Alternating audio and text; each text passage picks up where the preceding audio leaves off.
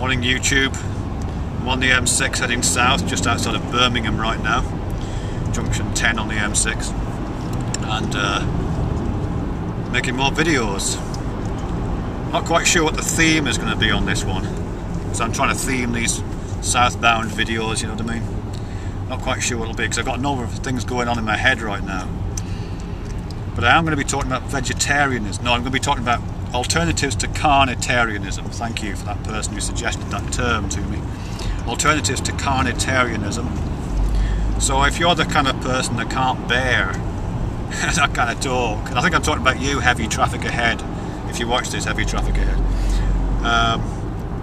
If that's the kind of thing that bothers you, or if it comes across as me wagging my finger in your face, I strongly suggest you don't put your face in front of my finger, because you might feel that way. You know, I mean, I'm not out here to try and make you feel bad or anybody else feel bad. You know, you're in charge of your feelings, not me, mate. But if it does make you feel bad, you know, please don't watch it. You know, watch some of my other stuff. Watch my rabbit videos; they're funny. Watch me throw things off a cliff. You know, they don't make anybody feel bad, apart from the people who are at the bottom of the cliff. So yeah, vegetarianism, carnitarianism. I suppose I'm thinking about. I wasn't going to make anything about this because I wanted to talk about pain, but maybe I'll come on to that in a bit. But Barclord, hi there, Barclord. You sent me that video link to. Oh God, I can't remember her bloody name now. The woman who wrote the vegetarian myth, anyway, Leah. Somebody look up actually. Vegetarian myth, and I noticed one or two people, I Myth Per included, favorited a YouTube video conversation with this woman, the author of the vegetarian myth. So I have been really thinking about that. I came across it a while back actually, because I think she used to write a blog. I didn't follow her blog, but I did pick up on one of her blog postings that was reposted elsewhere, and I think subsequently made it into the book The Vegetarian Myth, which is that story which is quite well known now, I think, where she talks about the first moment when she eats meat. Let me just give a bit of background actually on this. I can't remember her name, Leah something. She tells this story where she says she was vegan for 20 years, and there's a qualifier on that, but she says she was a vegan for 20 years and had all kinds of health problems, poor soul, you know, terrible health problems. And at the end of 20 years, she packs in being a vegan basically and becomes a meat eater, and then since then has proselytised in favour of meat eating.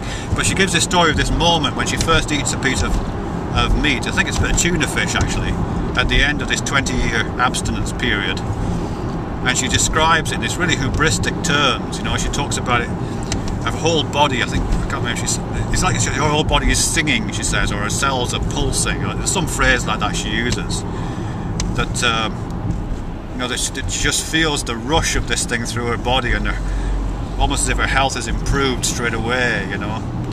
And it's a beautifully written piece. She's a good writer, there's no doubt. Beautifully written piece of prose, but bullshit, of course.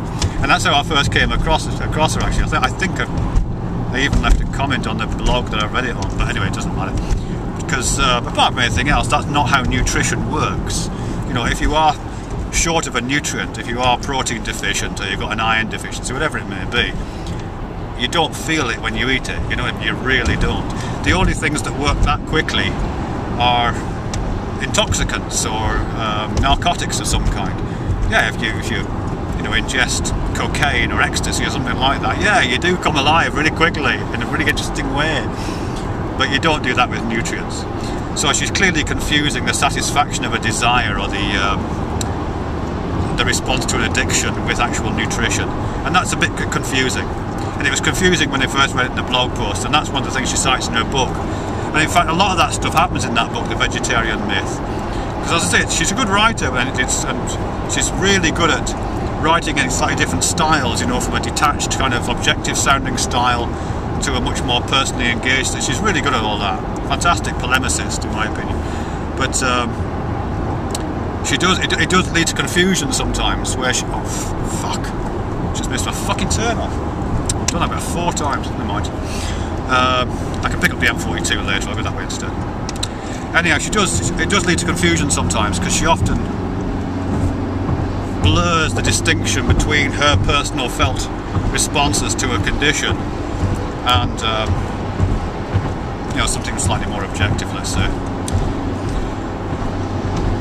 So what was I talking about that for?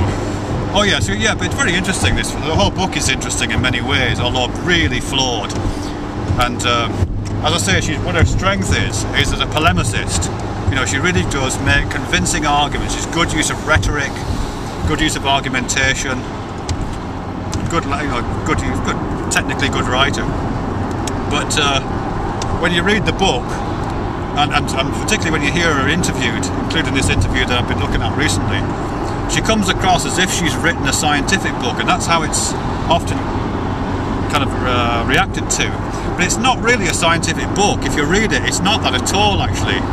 There are passages in it which have that, as I say, a slightly detached, quasi-empirical style, and there's lots of references in there. There's dozens of, if not hundreds of references, but they're not actually scientific and empirical references. They tend to be either references to magazine articles or references to, you know, other kinds of books like the one you're reading. You know, basically opinion pieces.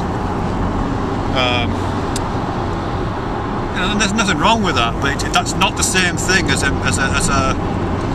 carefully argued empirical case. It's just something different. And as I say, she blurs the edge of that. And many people cite it as if it's a scientific academic textbook, and it's not. It has other positive features, but that's not one of them, really. And she cites Wikipedia, you know, it's that kind of thing. So what else about that book? I mean, she's interesting apart from anything else because she's an old school feminist, and you know, and a very interesting and successful one. And when I say old school, I mean she's, you know, kind of anti-porn, activist end of feminism. You know, very active in the whole gender wars things, and she's fascinating, I think, on those grounds. And I'm guessing that she called this the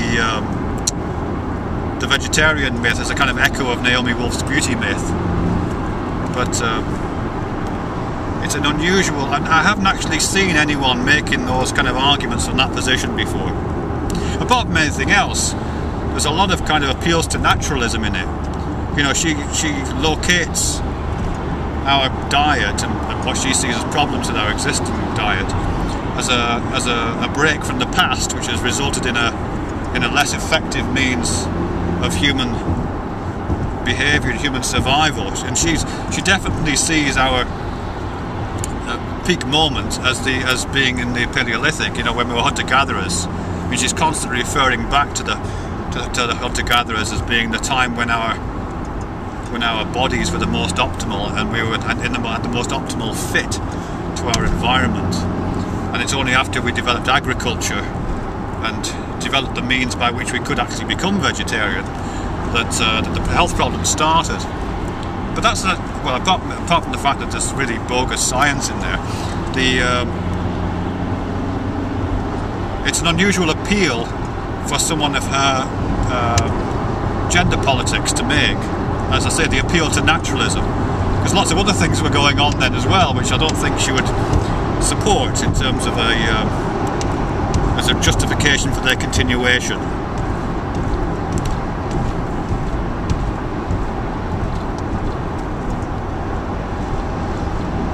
Yeah, I don't want to go into detail on that right now because it would just be a bit of a distraction. But yeah, it doesn't really work. What else about that? Oh yeah, this 20-year vegan thing. She got picked up a lot on this actually, and she did make herself really vulnerable, I think, as a writer by making these mistakes. One, as I say, was trying to make this book sound as if it was a scientific book, and it wasn't. That made it very vulnerable to criticism in a way that straightforward polemical writing isn't. But the other thing is this claim that she was 20 years a vegan before this tuna fish revelatory road to Damascus experience that she's supposed to have had. She says that she was a vegan for 20 years, but occasionally couldn't resist binging on dairy products. A vegan who binges on dairy products. Now, to me, that sounds like someone saying, yes, I was a virgin for 20 years, but I couldn't resist having casual sex at the weekends. Now, sorry, if you have casual sex at the weekend, you're not a virgin, and if you binge on dairy products on a regular basis, you are not a vegan. And then she goes on to tar everyone else with the same brush. You know, I said that all vegetarians or all vegans cheat, she says.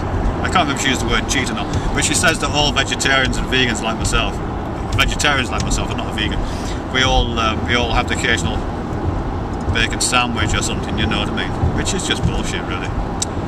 I'm not quite sure why she says that. It's that kind of, I think, misstep. I think when she puts her foot wrong like that, it does weaken the strength of what I think could be quite an interesting book. What else? There was something else I was going to talk about this book, actually. Well, one is this thing to do with health. I mean, she blurs the distinctions between health issues and other kinds of moral issues. You know what I mean? I think she wants to say that, and like a lot of vegans and vegetarians say, actually, that in an ideal world, our health would be served by using the same means that would also be sustainable. Do you know what I mean? And would be good for the planet. That there's one size fits all solution. But and she wants to say that as well. You know, vegetarians and vegans often say that. You know, that if only everybody ate grain instead of eating meat, the world would be much more sustainable. And that's a problem. That's not, strictly speaking, correct. But she seems to want to say the same thing. If we'd only stop this stupid vegetarian thing and start eating meat on a more regular basis and make it more acceptable, and stop this stupid agriculture thing, then the world would be more sustainable. And trying to put the various bits of the moral argument together with the sustainability and ecological argument, and to be frank, they don't fit well together, I don't think. And there's a lot of conflict between them. You know, sometimes something has to give. Sometimes you have to give up a bit of your health, for example, in order to be moral, possibly. Or maybe you have to give up some of your moral leanings in order to be healthy. Or sometimes you have to damage the planet a bit if you want to survive. Or sometimes you have to not survive if you want the planet to not be damaged. You know what I mean? Sometimes you have to offset these things. And she doesn't accept that any more than she recognises that vegans and vegetarians don't recognise it. So there's a bit of a problem there. And the particular solution, well, it's not really a solution, but the particular moment she attaches herself to is this Paleolithic hunter-gatherer thing, which is hugely problematic, because whatever happens now, we certainly can't go back. I mean, Pol Pot tried, you know, didn't he? When he was working in Cambodia, I think it was, he tried to empty the city and kill the academics and stop people wearing glasses and boot them all out into the jungle to survive as hunter-gatherers. And of course, what happens then is life goes to shit. You know, most people die because we're not hunter-gatherers. We don't know how to be hunter-gatherers, and hunter-gathering is not great. You know, being a hunter-gatherer is like being on a camping trip, miles from nowhere, all the time. As somebody said, I can't remember who said that, but somebody said that. And that sounds like fun, but you know, it's not fun when you get an infection. It's not fun when you're trying to give birth to a child. It's not fun when you get toothache. It's not fun when you get old. It's you're fucked, really. Because as I say, you can't go back. We could look back wistfully to this noble savage moment of hunter-gathering, but you can never go back to it. Quite apart from the fact you would have to kill 99% of the human population to even try it, and then distribute the rest amongst those places that you would want them to sustain. You know, the fact is, even if you did that, you can't take all this stuff with you. You know, you can't take modern medicine, you can't take energy and sustainable transport, you can't take a road system, you can't take communication systems. All that stuff you would have to abandon. You know, basically you have to say civilization was a mistake, let's go back to hitting each other over the head with clubs and dying of really, really simply curable diseases in horrible ways. So really you can't go back, and you wouldn't want to go back. Which means that you're stuck in this impasse. And this is where I think her argument is better, actually. She doesn't spin it out as an argument, but she recognises the difficulties of veganism and vegetarianism, and the fact that the claim that some vegans, I guess, make. I've never actually heard them make this claim, but it's attributed to vegetarians a lot of the time. Is that you know, just by giving up meat, the world can be a happy, singy, lovely place. Is bogus, really, and I know that, and I think everybody else knows that, really. And she recognises that, although she puts it as part of this polemic, which is this thing about agriculture. You know, because in order to feed the number of people that there are now, you know, you pretty much have to have a massive agro-industry, industrial scale agriculture, development of monocultures, complete wiping out of not just individual animals but species of animals, which sounds all very nice, you know, because species die out, but it means individual animals dying in really horrible ways. So there are all kinds of problems. I think I turned here, but not missed this one, although I missed the M42.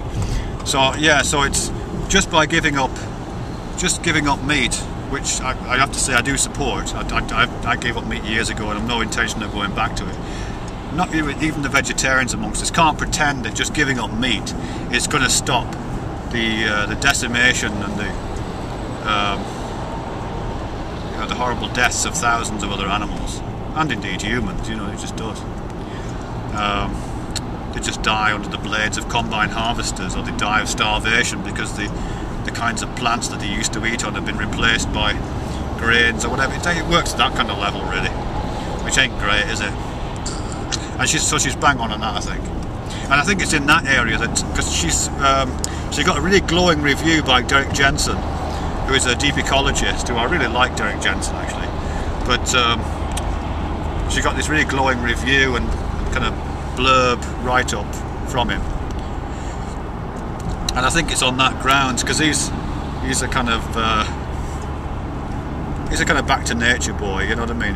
He's something of the eco-fascist about him. But yeah, I think it's on those grounds that you pretty much have to give up large parts of civilization, just if sustainability is an important agenda. I don't know where that's going, really. Anyhow, yeah, that's what's she bloody called? Leah something. It's not Leah Jet, I don't think. No, that would be great though, Leah Jet. It's not that. Anyhow, yeah, the vegetarian myth. I'll put a link to the video in the description box. Now I'm going to concentrate because the M42 goes north and south here, and I'm going to be on the south bit of it. Up north bit of it. Lane, yeah, over here. I'd be fucked. Anyway, that'll do for vegetarianism right now. Carnitarianism right now. So, I'm going to invite heavy traffic ahead to come and join us. Come back, heavy traffic ahead, if you've been away. I'm not going to talk about that for a bit. I might come back to it later. Yeah. Actually, just one more bit, just at the back of the last bit. Sorry, heavy traffic, but you can listen to this bit. I don't think it'll be bothering you. But just that little bit in that book, A Vegetarian Myth, about this woman, Leah, whose name escapes me, Leah Jet, let's call her. Just this bit where she describes the experience of eating this tuna fish and how her whole body responded and recognised it. She just felt health and strength running through her for the first time, which, as I say, is bullshit, because that's not how nutrition works, that's how drugs work. It really reminded me of something I read a few years ago, which is this anthropologist, I can't remember his name now, but he was working in some far-flung part of the world. This sounds like one of those tribe stories, and of course it is. He was working in somewhere like Papua New Guinea, and it was amongst one of the last tribes of cannibals. This particular group still ate human flesh, and he was present at one of these eatings and was offered a slice of long pig, which is what they called it apparently, long pig. And so he describes this moment of being handed this bit of flesh that he'd seen carved from the haunch of a human being roasting on the fire, a little bit of it at least. And he did indeed taste it. And he describes it, he says, tasting it was like coming home, he says. It was like coming home. I thought that was so interesting. In the same way that this woman's description of her experience with tuna fish is so interesting. I'm not sure you would want to write a book of dietary requirements based on that feeling in either case. But you know, it does say something about the psychology of dietary desire, doesn't it? What taste is, really. Nobody likes eating spiders or flies. In fact, I can't remember his name. It was somebody famous like Samuel Johnson or Ben Johnson or something. But he did a kind of experiment where he tasted as many things as he could to see, just to kind of report on them. It was like a little personal experiment. And he says, until I tasted a housefly, a mole was the most unpleasant thing I had ever eaten. Until I'd eaten a housefly, a mole was the most unpleasant thing I'd ever eaten. So don't eat flies, don't eat moles, eat a person if you can, because it's like coming home. It worked much better in a fantasy, Phoebe. Imagination's one thing that comes easy to me. How's it go after that? Can't remember. Morning, Gary. This is addressed. This little bit of it is to emendum, but of course anybody else is welcome to participate in the conversation, because that's the nature of public conversation. Yeah, hi Gary. First ouch, I'm thinking of. The first ouch. You did a response to that. Thank you very much, Anne, for the delightful picture of my good self wearing this very hat and these glasses. It's great, actually. I can't draw for toffee, but I'll have a go, actually. I'm going to give it a shot. Anyway, yeah, first ouch. I'm thinking about that, and the way I'm thinking about it, and this is probably something that no one else will associate with at all, but the way I'm thinking about it is, I think if I had to do a conference paper on this, what would I call it, and what kinds of things might I talk about? I'll say why I do that in a minute. But if I was going to do it, and I think I might actually do this, not write a conference paper, I might write an abstract, is I would call it, excuse me, the first ouch, colon, because they always have a colon, the first ouch, colon, steps toward an ecology of pain. First ouch, steps toward an ecology of pain. I'm kind of borrowing the last bit from Gregory Bateson, steps towards an ecology of mind. So I think I can kind of hitch a ride on his tailcoats if I'm careful, and borrow a bit of structure from somebody else rather than reinventing the whole damn wheel myself, you know what I mean? So what do you think about that? I think what I would do with that, I don't know for sure because I might just think off the top of my head right now, is what I would want to do is take that idea that feelings came first, which is pretty standard, I think at least, it's fairly standard understood knowledge now in evolutionary psychology, evolutionary biology. You know, in the history of the development of complex mammals and complex systems like we are, before you get this thing called thinking and cognition and certainly consciousness and language, before all those things you get sensation, you know, get feelings first.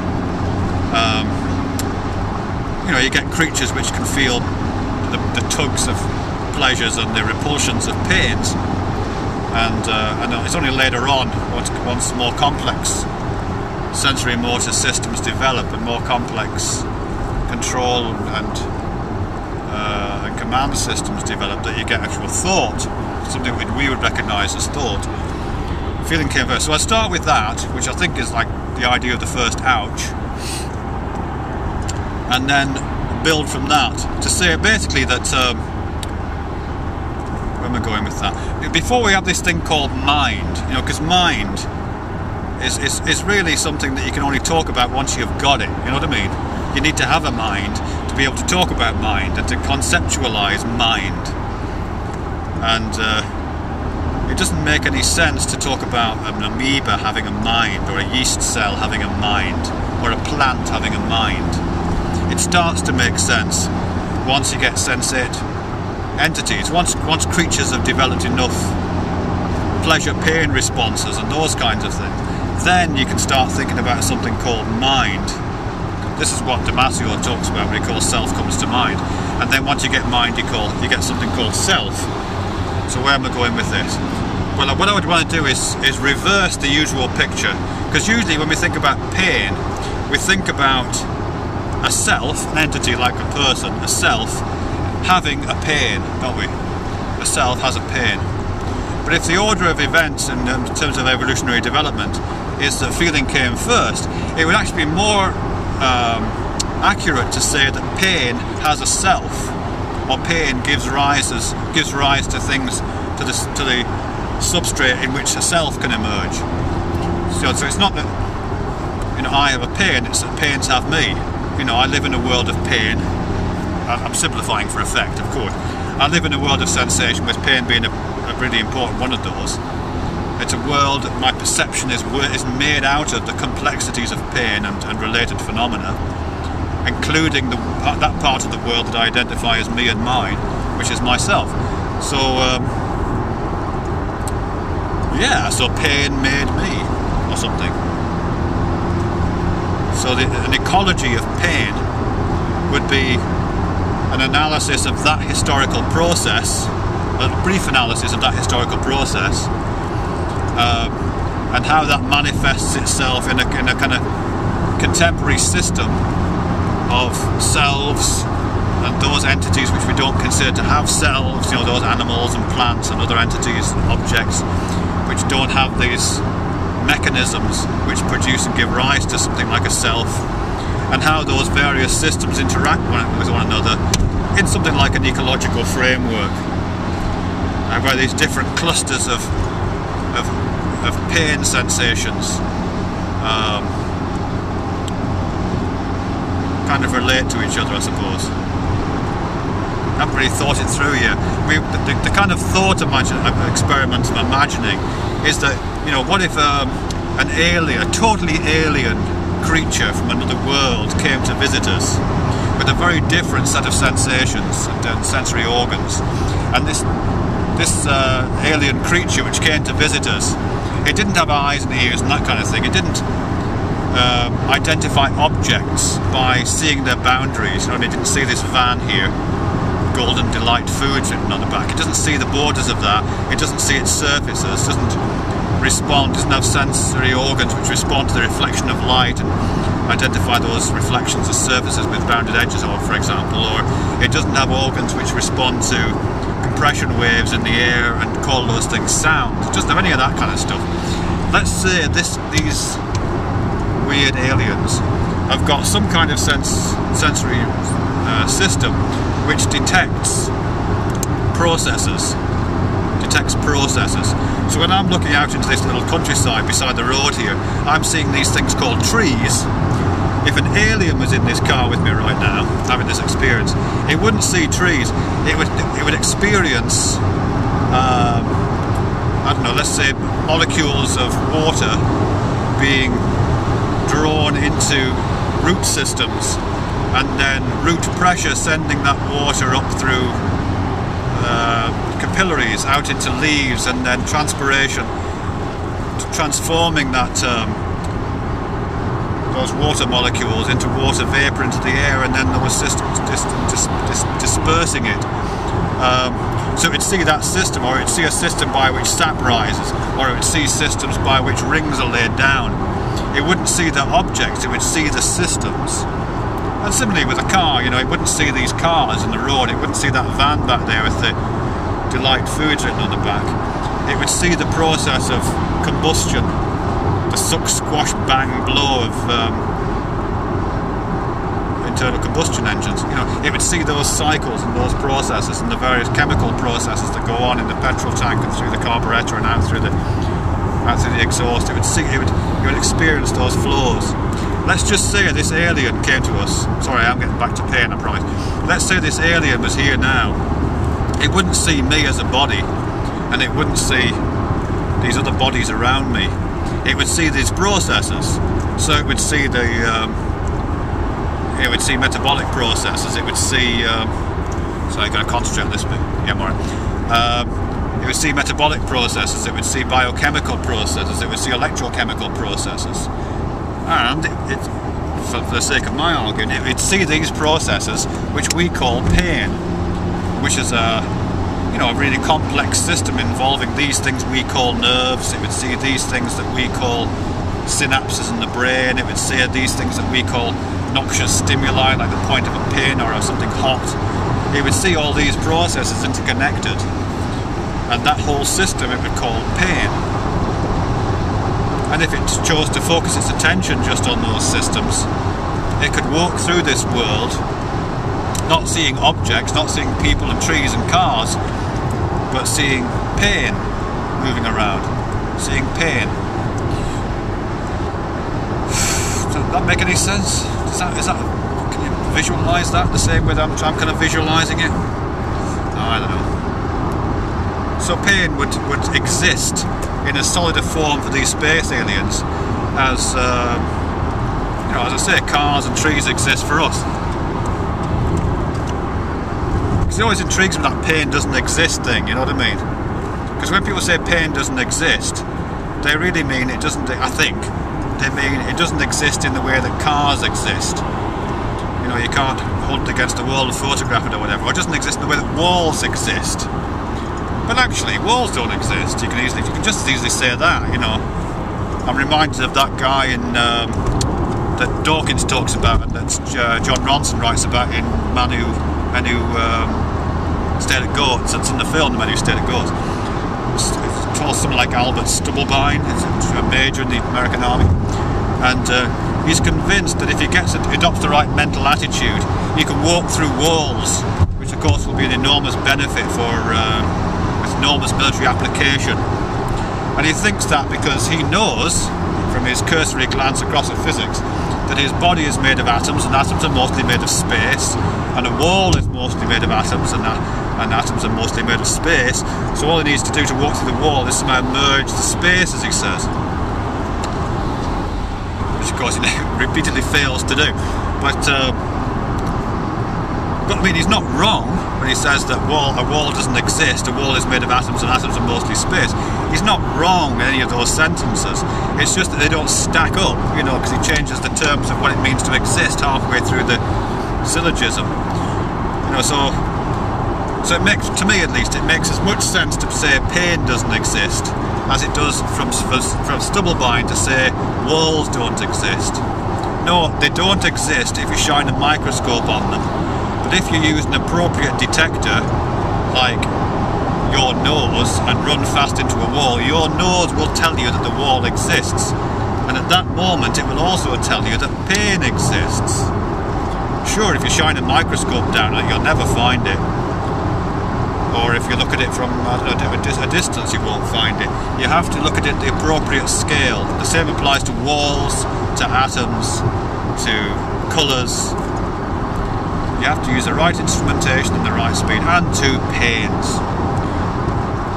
So think space aliens, I think. Space aliens who have the right instrumentation for directly accessing pain. They would probably sit around in internet chat rooms and make YouTube videos where they would say things like, trees don't exist, people don't exist. Anyhow, the first ouch, steps towards an ecology of pain. Let me know what you think. I've been watching a couple of videos lately in which this YouTube video was featured. One by Clockwork Napalm, and one by Latumway, who seems to have taken a break for some reason. Hope that's alright later.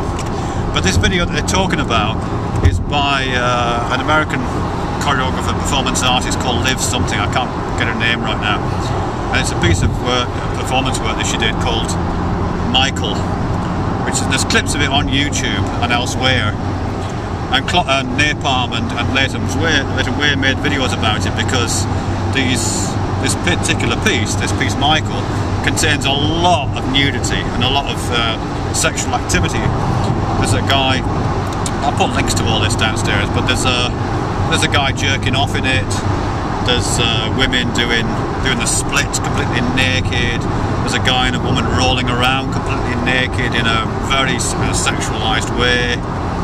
So it's got hundreds of thousands of views and lots of comments, but it's still on YouTube, and that's why the these people have made a couple of videos about it because of the apparent hypocrisy of YouTube, Google, in allowing that material to stay online. It's not even signalled in any way that it's for adults, you know what I mean? It's not over 15 or whatever it says, and there's no warning at the beginning. You're just into this girl with her pants on her head. I think it's funny, but there you go, you know. And you know, it does smack a bit of hypocrisy when people like Emendham, for example, are getting their channels taken down for not being famous enough artists, I guess is the bottom line of it. Not being famous enough artists, for doing figure art or line art drawings of naked people seen from the side, when there's this piece Michael with all the bits on display, you know, apparently untouchable. And there is definitely a bit of hypocrisy there going on, and I'm going to have to do some thinking about that, because it's about the kind of politics, the economics and the politics of this place, isn't it, really? You know, it's so much as YouTube is a kind of place, a site, place. It's not a level playing field kind of place. It's a place that's sectioned off and territorialised, and some parts are more privileged than others, and some parts are on the hill and have got a nice view and great access to resources and a good sites to broadcast from, and some of us are in the valleys, or some of us on the floodplains, threatened by our very existence threatened. So there's something about the politics of place that are, or politics of space, is that a book? Yeah, Henri Lefebvre, that are interesting to think about in those terms, I think. And just what happens when things like that, this piece, Michael by Liv, whatever she's called, makes an appearance here, and kind of out of context. There's some other bits of that particular show on Vimeo actually, which are more interesting, and again I'll put the link in the down box about that, because the little bit that Napalm and Laceman's Way pointed to, it looks crap, I don't know, maybe it is crap, but the bit on Vimeo makes it look much more interesting and edgy. I also think it's a really interesting contrast to some of the stuff that Nicotine 2 you've been talking about recently on the ContraPoints channel, with that kind of critique of 19th century academic art, particularly the one artist you've been looking at who paints those what I think are terribly chocolate boxy artworks, but clearly, you know, well produced and skillfully executed artworks, which do feature an awful lot of naked girls in not exactly pornographic poses, but you know, definitely, you know, intended to be slightly erotic. You know, they're kind of coquettishly placed and so on, and that's kind of fine, you know what I mean. But it's very interesting, I think, to contrast those artworks with what this woman's doing in this performance piece. So if you look at the Vimeo one even more so, it's really fucking out there what she's doing. You know what I mean? She's got about 4 women in it and there's one guy, naked most of the time. The women go right into the audience at times and do this really provocative, like pole dancing, lap dancing stuff right in people's faces,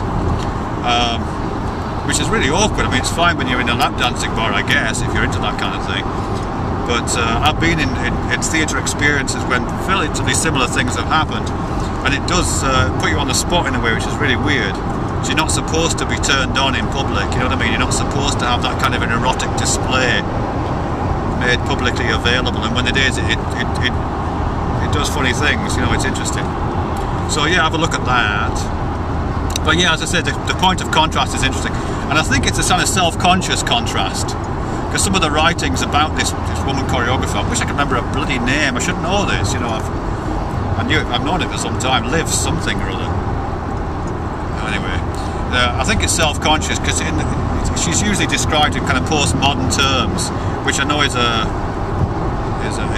term that's got a lot of bad rep around it. But there are some really interesting things about the idea of the postmodern, and I think what she's at least claiming or aspiring to do is something interesting in there. Whether she's succeeding or not is different. One of the things I thought interesting is this piece, Michael. You know, the bit with all the nakedness in it, which is hilarious. at the back of it, I should just say the set is supposed to look like a trailer, like an American trailer in a trailer park. It's like a long set with, yeah, it's supposed to look like the inside of one of those a bit. And above the couch there's a picture on the wall, and the picture on the wall is, I think, it's hard to make out, but I think it's the picture of the people who are performing in the piece. You know what I mean? Of the women who are naked. So there's a picture of naked women on this picture on the wall of a fake trailer park trailer, represented in a performance piece containing naked women, and a lot of the naked actions that naked women are doing actually belongs, or looks like it belongs, it's part of the vocabulary of lap dancing bars. So it's, you know, there's a lot of kind of cross-referencing going on there.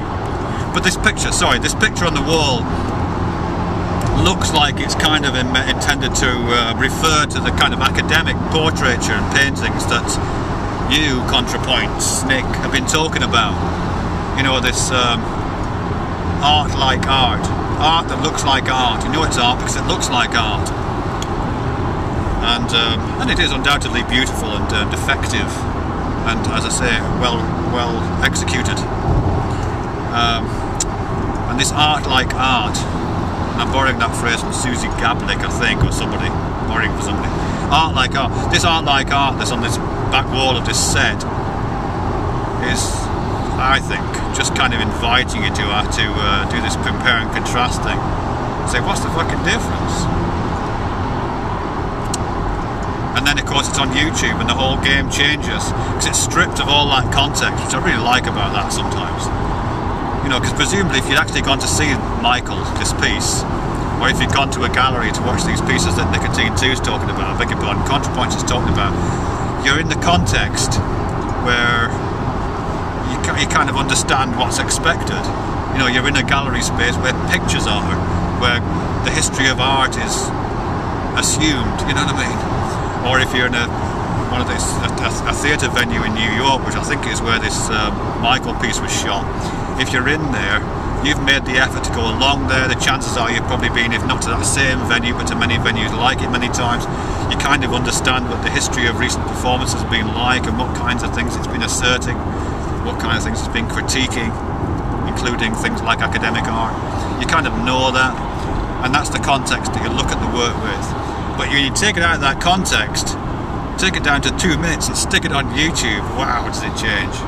Because the context immediately is figure art that Gary does, or other people doing I don't know, vaginal examinations, because that's literally that's the context it's in.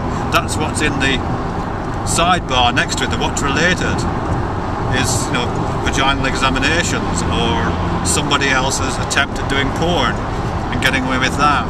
You know, the context is a YouTube context, which has got a different kind of politics, a different kind of space, and a different kind of corporate ownership. Does that make any sense? Yeah, I'm trying to make sense of it. I'm going to have to do some more thinking about that, because there's a lot of interwoven things, isn't it, to do with space, and to do with histories of art, and to do with display, and to do with modernism, postmodernism, and all that.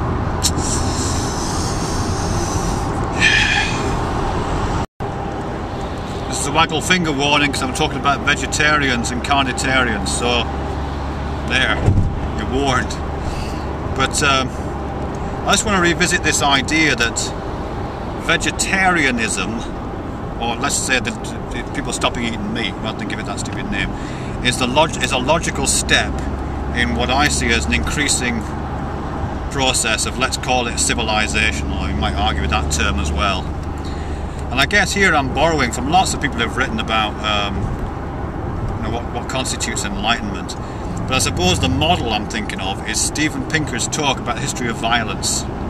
Because in that, it's a great talk actually. I think he did it at one of the TED Talks, but he's done it elsewhere as well, and I think he's writing a book on it, which is about the, certainly over the last, he basically looks at different time scales. He says if you look at it in terms of centuries, decades, millennia, you know, going the opposite direction, what you see is a diminution in the rates of violence, and he's talking about human on human violence. So he's talking about, on a millennium scale, the change from hunter-gatherer societies to kind of societies we have culture, agricultural and manufacturing societies, industrial societies. You see at that scale, massive diminution of violence. The most violent societies currently existing in the world are hunter-gatherer societies, and I can't remember the name of the ones he cites now, but it's the Yanomamo, I think, are second or third on the list, but there's others which are more, you know, when everybody will have some member of their family who has died at the hands of somebody else. You know, everybody knows somebody who's been murdered, and everybody knows a murderer. Huge figures, and how that comes down with increasing agricultural development, increasing agricultural societies and industrial societies. That rate just drops and drops and drops. So at a millennium scale it happens like that. At a century scale, he says, it also drops, and he's using figures from, I think, 16th or 17th century onwards, that again massive amounts of mano a mano violence is just lost in those centuries. And he's even building into that things like First and Second World War. You know, even if you include those figures, then still on a century by century level, the number of people who've died at the hands of other people or have suffered violence at the hands of other people comes down. And then at the decade level, and I think he's citing things like racial violence or ethnic cleansing. You know, even with the horrendous levels of ethnic cleansing and racialism that have gone on in the 20th century, even including those, you still see a falling level of violence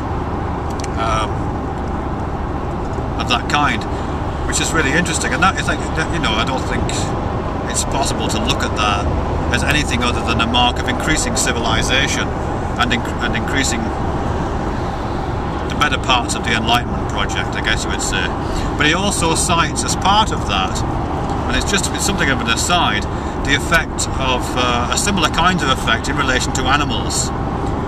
And, you know, he's basically saying that, you know, 2 centuries ago, the torture of animals for just for kicks, just for pleasure, was completely accepted. You know, and he cites things like cat burning. You know, where you get a cat tied in a bag and hold it over a fire. You know, people would gather around that, and that would be completely accepted as a form of entertainment. Or bear baiting, or setting bulls against dogs, or cockfighting, or dog fights. I mean, there still are dog fights, but I guess most people would not regard dog fighting as an acceptable sport these days. So the torture and the exploitation of animals for fun is pretty much off the agenda now. The use of animals in sport, many people have a problem with that. A lot of people have a problem with rodeos, for example. Bullfighting obviously involves killing of them, so fair enough. I don't know what the figures are like in terms of hunting, but I think in certainly most Western civilized societies, the number of people hunting is coming down, and there's a level of unacceptability growing in that area. And I'm talking about hunting for sport, obviously, not hunting for food. That's different. So the only acceptable, really fully acceptable use of animals these days is for food. I think it's right, and as companion species, as pets. You know, most people would say that the only really fully acceptable use of an animal is for food. But even then, there's an increasing level of concern about welfare. You know, nobody gave a shit about what animals are treated like until food animals are treated like until really recently, and that's growing in intensity. I don't think there's much doubt about that. You know,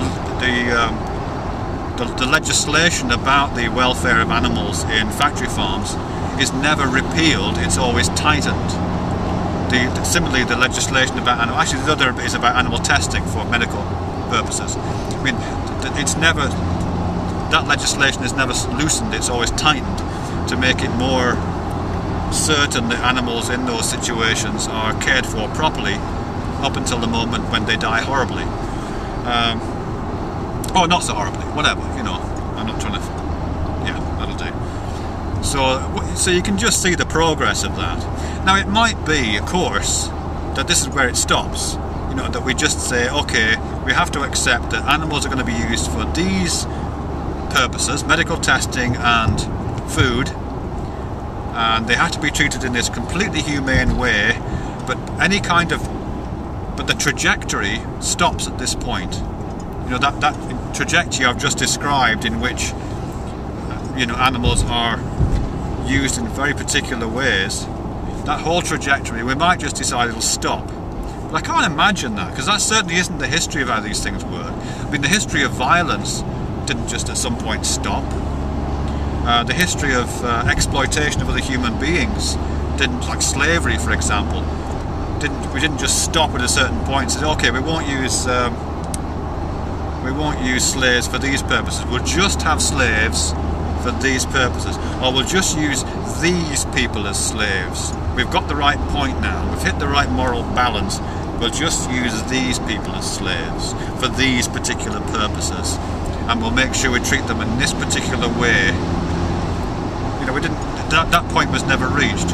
Once you're on the train towards a recognition of certain kinds of affinities, why would you stop at that point? So I don't think it makes a lot of sense for any of us to say, well, we've reached the end point in terms of animal rights, animal exploitations, animal usage now. We'll just use them for these purposes.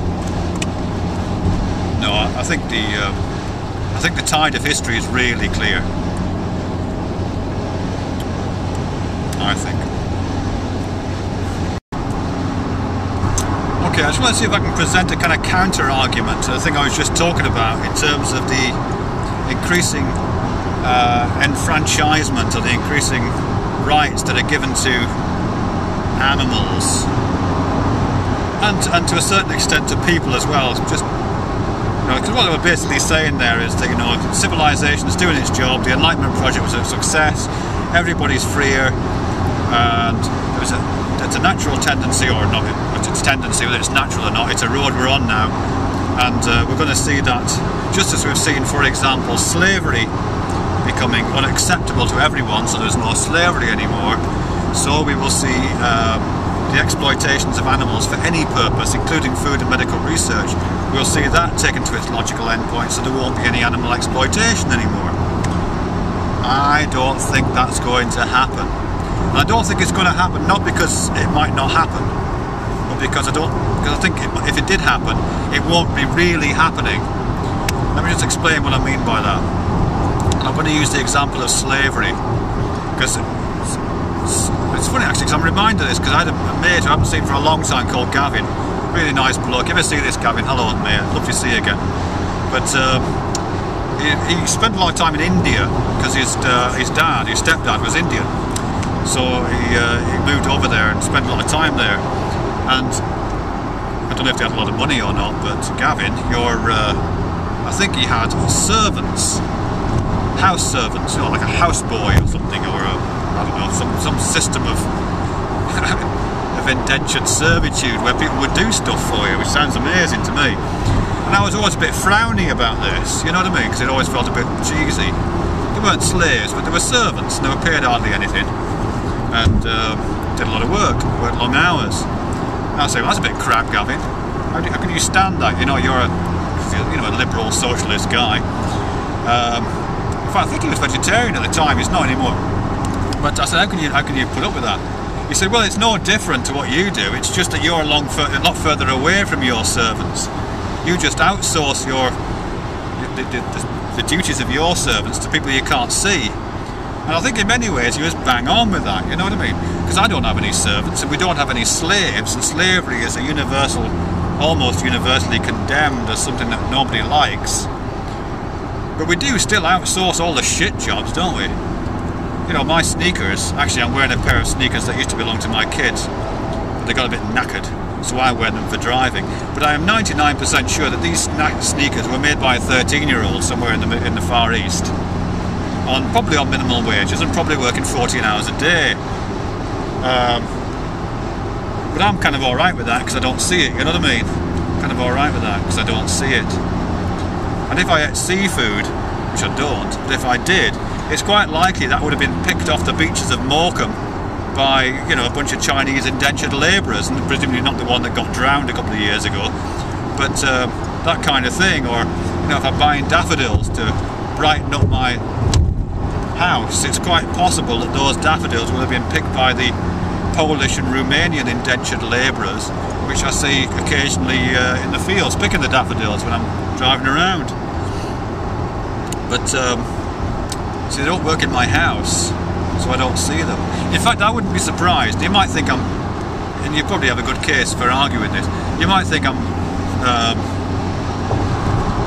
not talking sense here, maybe I'm not, but it seems to me that just because we don't have slavery anymore doesn't mean we don't still use that kind of process. Just because we outsource it, and we don't call it that anymore, we call it working on minimum wages, or working below the poverty line, or requiring benefits, or we call it you know, outsourced to the Far East or to developing countries, or, you know, any of those kinds of terms, doesn't mean to say it's not as bad as slavery in many ways. Okay, you're not buying and selling these people literally, you're not putting them on the auction block and separating mothers from their children. You're not, well, you might actually be doing that, but you're not doing that in quite such a naked and visible way. But I'm not sure there has been a great diminution of that. In fact, I would be very surprised if there aren't many times more indentured labourers, sweatshop labourers, people working at or below the poverty line, all the hours God sends. I bet there's more of them now than there have ever been slaves in the entire history of the human race. Okay, a bit of a continuity error because my camera is filled up, so I had to stop, delete some things, and I took my jacket off at the same time. But I think I'm talking about slavery and outsourcing. Is that as far I got? My mate Gavin, I think that's where I was up to. That we don't have slaves anymore, but we do have lots of impoverished people doing the shit work for us, basically, under the guise of similar kind of system. Anyhow, the analogy I wanted to draw here, I don't want to talk about slavery because I know it's full of holes, that analogy, but it's really an analogy to vegetarianism and this idea that I think I started out by, it's about an hour ago I started this video, I can't really remember what I said now, but I think I started off by saying in this section by saying that even if we stopped eating meat, even if we all became vegetarian, we wouldn't really be vegetarian. Because I think all we'd be doing in a sense, and again I'm borrowing from the vegetarian myth, that book I cited earlier on, kind of, although it's also inspired by some other stuff, is in a sense, you know, all you're doing is committing yourself to eating grain, aren't you really? Or committing yourself to eating vegetables. We can't go back to hunter-gatherer, we know that. We can only eat the industrialised versions of food these days, which basically means growing food. And of course, the more you do that, the more you get monocultures, the more you're relying on GMOs, the more you are,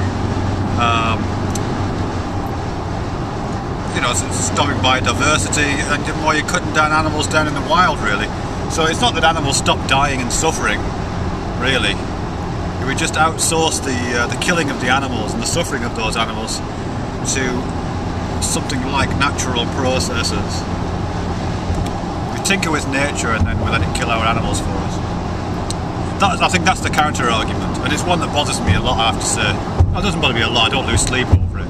But when I think about these things, it does to me feel like a Zugzwang. You know, Zugzwang, that move in chess, I've mentioned this before, I love the word actually, Zugzwang.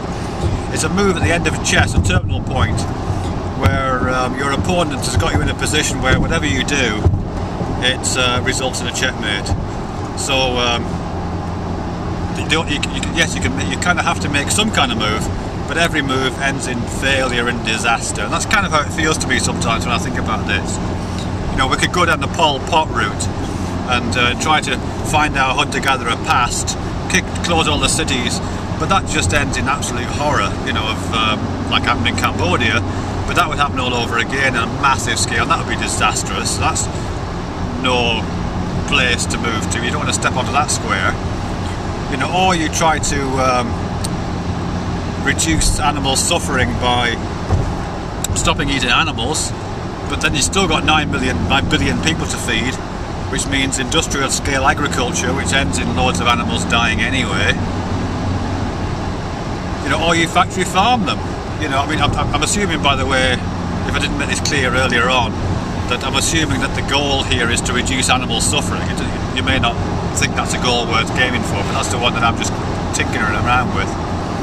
If the goal is to reduce animal suffering, then, you know, the first one of those, the Pol Pot solution, just means that we're the animals that suffer, which might be appropriate, but either way it's not great, is it? Or the second one is that you factory farm them, in which case, yeah, they suffer, the animals suffer alright, but we're okay. And the third is that we all become vegetarians, in which case we outsource this animal suffering onto the environment. Zugzwang. Personally, I don't eat meat. I guess, yeah, I just don't really. I'm hoping for a different kind of solution. I'm holding out for a hero. Okay, a bit of a change of topic. I want to talk from vegetarianism and that stuff, and pain. I want to talk about God and goats.